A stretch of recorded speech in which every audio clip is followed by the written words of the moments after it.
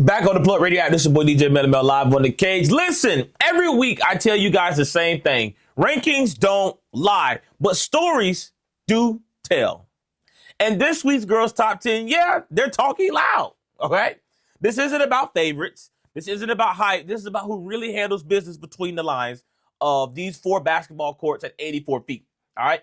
Whether it's Palm Beach County, Treasure Coast, these girls have been hooping, and we need to start paying attention right now and get behind these girls' basketball teams, okay? So let's talk about it because Week 11 separated some contenders from pretenders.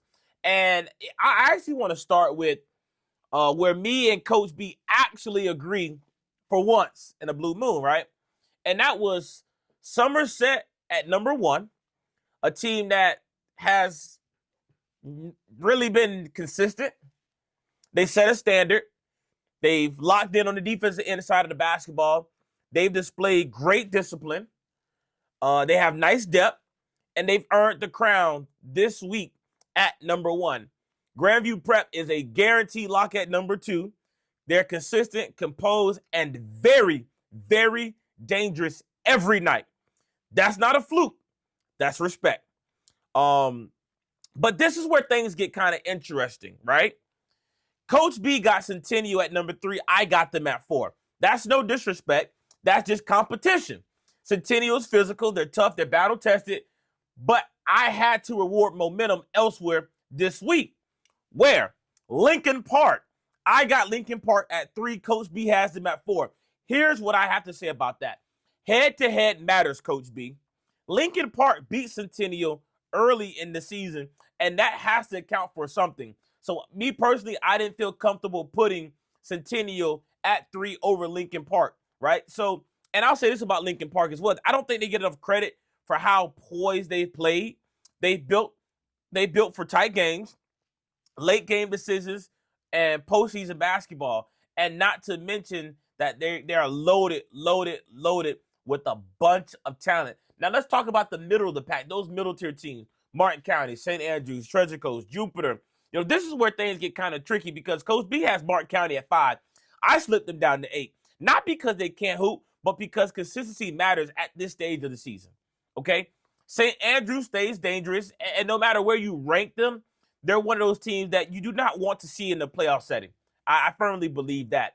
Treasure Coast has been disciplined, they've been tough, and they're always in the mix. They don't play flashy basketball, but they play winning basketball, if you know what I mean, okay?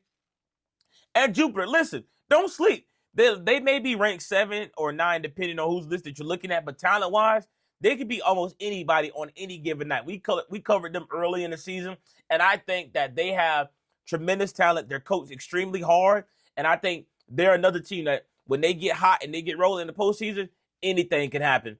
And now let's talk about this kind of upset sleeper alert, right? And let me say this really clear. Rankings don't protect you, okay? Sebastian River and American Heritage are sitting at 9 and 10, and that's not weak territory. That's upset territory. Those are teams that nobody wants to draw the light when it gets bright. Okay, those 2 teams are actually really, really good teams.